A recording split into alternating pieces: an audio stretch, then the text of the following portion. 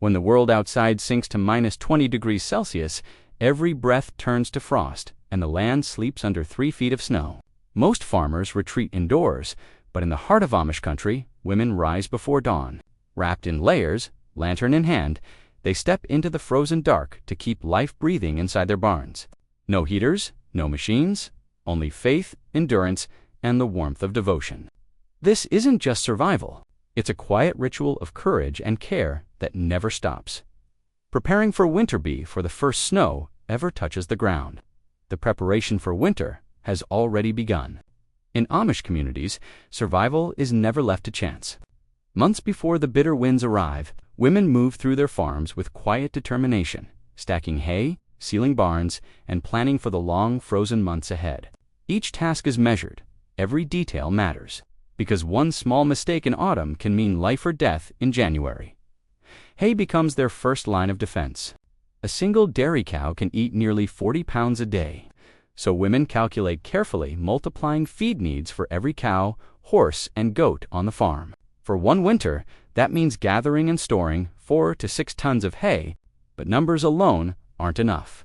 Every bale is inspected by hand, squeezed, smelled, and split open to check for mold or dampness. Poor quality hay can cause illness just. When animals need the most nutrition to stay warm, the barns become their next battlefield. Before the deep freeze, women repair every board, every hinge, and every door. Cracks in wooden walls are packed tight with a blend of straw and mud, an old recipe passed through generations. Doors are reinforced against the winds that scream through the open fields. Water pipes are wrapped with thick insulation, and old hand pumps are tested again and again to ensure that if one system fails, another can still deliver what the animals need. Bedding is another hidden form of preparation. Straw, sawdust, and corn stalks are piled high, so much that an outsider might think it excessive. But when the cold comes and temperatures plunge for weeks without rest, even these great piles vanish quickly. Warm, dry bedding means healthier animals, and healthier animals mean milk, meat, and survival for the families that depend on them. Resource sharing becomes a quiet act of community resilience.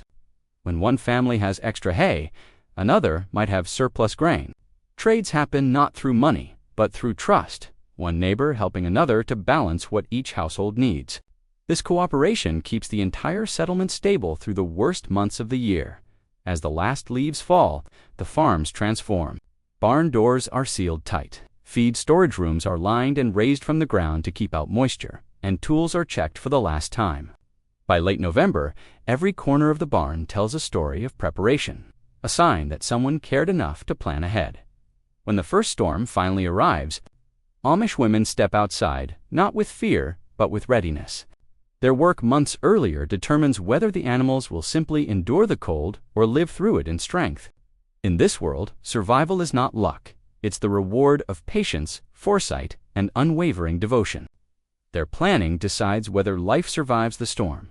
The 4:30 a.m. routine long before the sun rises, when the world is still buried in blackness and cold, the Amish farms slowly awaken. There are no alarms, no glowing clocks, and no phone screens lighting the dark.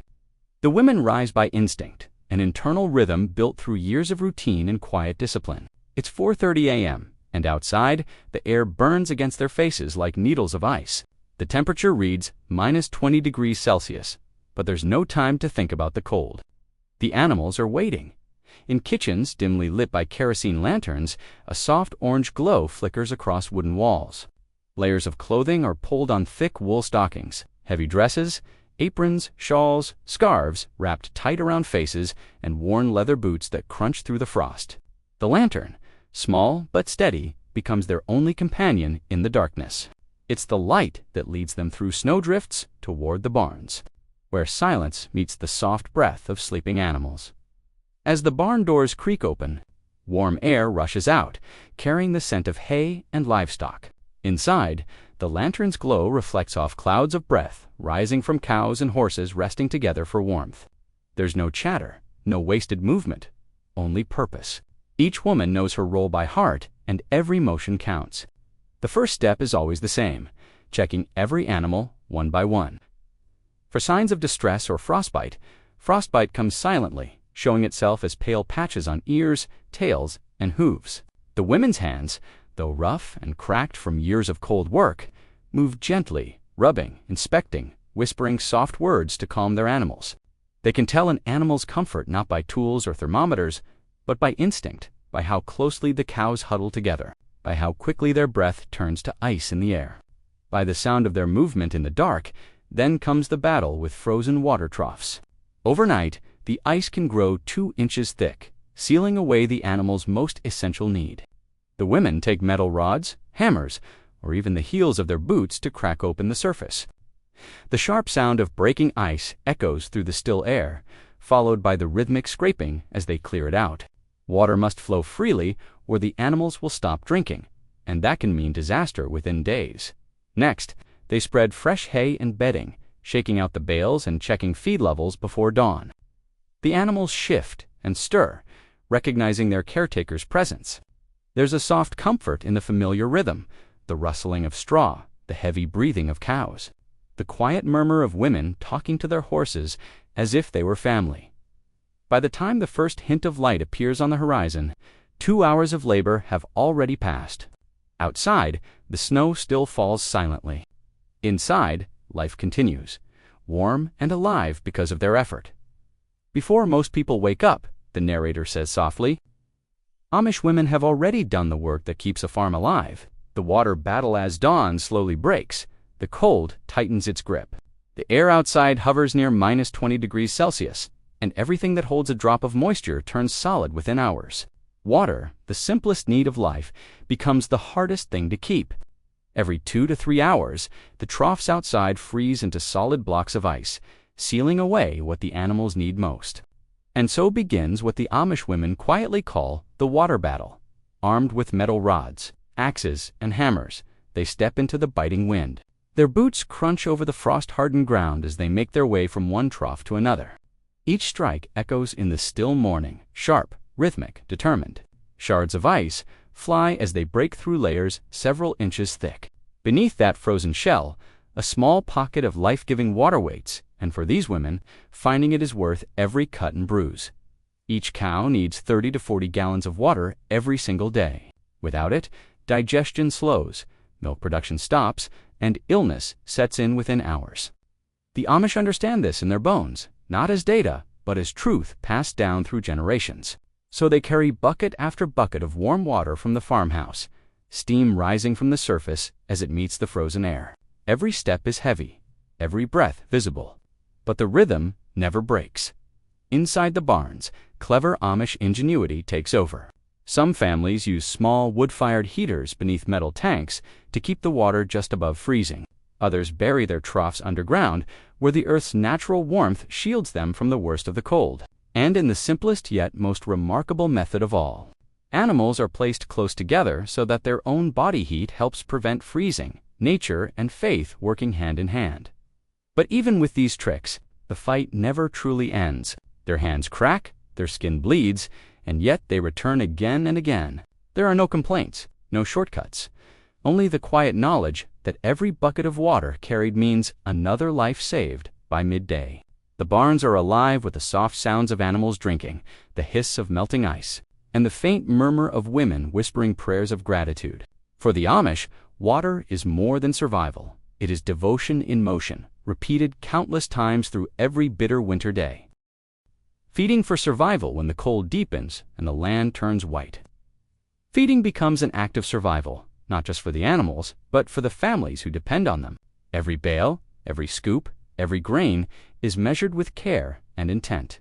In Amish barns, feeding time is not rushed or mechanical. It is rhythmic, deliberate, and rooted in generations of wisdom that has kept life going through countless winters. As temperatures drop, the animals' bodies burn more energy just to stay warm. That means they need nearly 30% more feed than during warmer months. The women know this without ever writing it down. Their eyes scan the hayloft, calculating how much remains, how long it must last, and which animals will need extra in the coming storm. Each forkful of hay is weighed in the mind before it reaches a manger. The choice of hay itself is critical. The Amish inspect every bale for texture, color, and scent signs that tell whether it's safe or spoiled. No mold, no dampness, no dust can be tolerated, for one bad bale could sicken an entire stall. For pregnant cows, only the first cut hay is chosen, rich in fiber and nutrients, helping them stay strong through the freezing nights. For the rest, the second cut hay provides enough sustenance to endure the cold without waste. Nothing is random. Every flake serves a purpose. As the snow thickens outside, grain is carefully weighed, sometimes with old metal scales, sometimes just by practiced hands.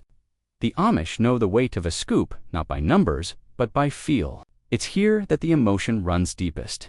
Each scoop of grain is a calculation between hunger today and survival tomorrow. If too much is fed early in the season, the stores will empty before spring. If too little animals weaken and milk or work production falters, the economic cost of feeding through winter is immense. Often half of a family's total cold season budget, yet there's no hesitation in the act of care. Children join their mothers, scattering grain as wind howls through cracks in the wood. The rhythm of feeding continues, snowstorm or not, because in the Amish way of life, feeding isn't just about keeping animals alive, it's about preserving a fragile balance of faith, work, and compassion through the hardest season of all, the dairy challenge in the frozen heart of winter. When the barns feel more like ice chambers than shelters, the Amish women face one of their hardest daily tasks, milking. There are no machines humming, no engines or electric pumps to make the work easier. Every drop of milk that leaves a cow's udder is drawn by hand, just as it was 100 years ago. The air inside the barn is a mix of steam, breath, and the faint scent of hay while outside. Snow piles high against the doors. The women begin before sunrise, wrapping scarves tightly around their faces, their fingers already numb before the first pail fills. The cold makes metal buckets sting like fire to the touch. Yet they sit patiently beside each cow, their movements slow but steady. The sound of milk hitting the pail echoing softly through the still barn. It's a rhythm of endurance, a music of devotion and necessity. In this bitter cold, frostbite is a constant threat, not only for the women, but for the cows too. The udder, sensitive and exposed, can easily freeze if not cared for properly. To prevent this, the women bring warm water from the house, carried in heavy jugs through the snow, to gently clean and massage each udder before milking. The warmth helps blood flow, eases pain, and reduces the risk of mastitis, a dangerous infection that can strike quickly in freezing weather. Every movement shows care, not just for production, but for the comfort of the animals themselves. The milk, once collected, faces its own battle against the cold. If left unguarded, it can freeze solid within minutes, ruining hours of work. So, it's stored carefully, often in wood-lined milk houses or insulated sheds, where it stays cool but not frozen. The Amish rely on natural insulation, straw-packed walls, and underground cellars to protect their most valuable resource until it can be used or sold by the time the milking is done. The women's hands are red, swollen, and trembling from the cold, yet their touch never falters.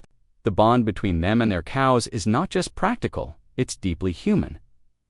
When milk flows slow in the cold, so do the women's hands, steady, aching, but faithful. Each morning's effort becomes a quiet act of devotion, proof that even in the harshest cold, winter births an animal care in the deep stillness of an Amish winter. When frost clings to every beam and the world outside feels frozen in time, life continues, fragile, trembling, but determined. Inside the barns, new calves and lambs are born into a world colder than steel. The temperature outside may be minus 20 degrees Celsius, yet in these dimly lit barns, a quiet miracle unfolds every few days. Newborns arrive, slick with birth and shivering, their bodies too small to hold warmth. In those first few minutes, every second matters. Amish women move swiftly, their hands rough yet gentle, rubbing the tiny bodies with dry straw to stimulate warmth and blood flow. The sound of rustling straw fills the air as the newborn struggles for breath, and the women whisper soft prayers that the little one will live. Once the calf or lamb can stand, it's time for the most important act of all, feeding warm colostrum, the first milk rich with strength and life. But sometimes, the cold wins the first round. When the winds outside howl like ghosts through the trees, and the barn can no longer hold the heat, the women carry the weakest animals into their homes. Inside, near the wood-burning stoves, the newborns are wrapped in old quilts. their soft cries mingling with the creak of the fire. A corner of the Amish kitchen, the same space where bread is baked and prayers are whispered, becomes a temporary nursery for life itself. Every birth brings both hope and heartache. There are nights when a calf doesn't survive, and the barn falls silent except for the sound of a mother cow's low morning call. Amish women feel that loss deeply. They bow their heads, tears mixing with the cold air, then quietly return to their chores. Because in this way of life, grief is carried with grace. And yet, there are mornings when they save one, when a newborn stands, wobbly but alive, and takes its first sip of milk. The women smile softly, their exhaustion replaced with quiet joy. These are the moments that keep them going. Through every storm and sleepless night, for every life lost, there's another born because someone refused to give up in the cold. The horses and chickens in the Amish world. Horses are not just animals, they are partners in every sense. They pull the buggies, plow the frozen fields, and carry heavy loads through the snow when no machine can. Each morning before the day's work begins, Amish women step into the stables to tend to them with care. The horses stand tall and patient. As their coats are brushed, steam rising from their bodies in the cold air. The sound of the brush moving through thick manes mixes with the creak of wooden stalls. And the soft thud of hooves against straw. Hoof is checked carefully, cleaned, and oiled to prevent cracking in the dry, freezing air. Even in deep snow, the horses must move daily to keep their muscles strong. Sometimes, women walk them through narrow barn paths or short loops in the fields, the snow crunching beneath heavy hooves and steady footsteps. These are not chores, they are rituals of trust. The bond between a woman and her horse is quiet but unbreakable, forged through years of shared endurance. Across the yard, the chicken coops come to life. Though smaller, their care demands equal attention. In the bitter cold, the water bowls freeze solid by mid. Amish women break the ice, refill them with warm water, and spread fresh straw on the floor to keep the birds' feet from frostbite. Eggs must be gathered quickly. If left too long, they'll freeze and crack. Inside these simple wooden coops, the soft clucking of hens blends with the steady rhythm of hands at work. Every creature, no matter how small or mighty, survives because of these unseen acts of devotion. Every creature, no matter how small, depends on the quiet rhythm of women who never stop. As dawn breaks over the frozen fields, soft light spills across barns, still breathing with life. Amish women walk home through the snow, their lanterns dimming as the sun rises. Every footprint they leave behind tells a story of faith, endurance, and love woven into daily labor. No machines, no shortcuts. Just hands, heart, and lantern light guiding them through the cold. In their quiet way, they remind us that resilience isn't loud, it's steady, humble, and deeply human. If this glimpse into Amish life moved you, subscribe to The Amish Way. Each story reveals a world beyond modern comfort, where simplicity meets strength. Until next time, stay warm and stay curious.